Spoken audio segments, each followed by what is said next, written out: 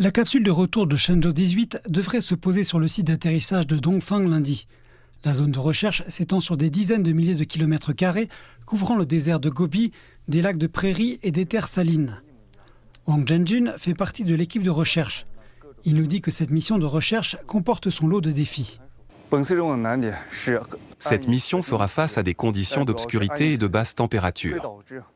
Le principal défi est l'obscurité, qui rendra difficile la recherche et la localisation de la cible. L'équipe de recherche et de récupération a effectué des exercices pour s'assurer qu'elle trouve rapidement sa cible. L'équipe est expérimentée.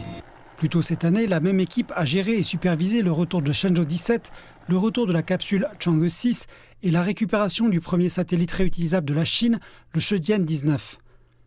Monsieur Wang estime que leur expérience sera utile pour le retour des futures missions lunaires habitées. Faire atterrir des taïkonautes sur la Lune et les faire revenir sains et saufs est notre souhait le plus cher. Nous nous préparons à ce moment historique. Au fil des missions de ces dernières années, nous avons formé une équipe de recherche et de sauvetage tout-terrain et tout-temps.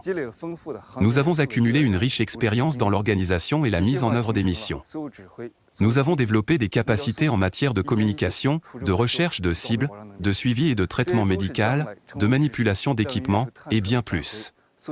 Il s'agit là de la base des opérations de recherche et de sauvetage pour les futures missions habitées d'exploration et de retour sur la Lune.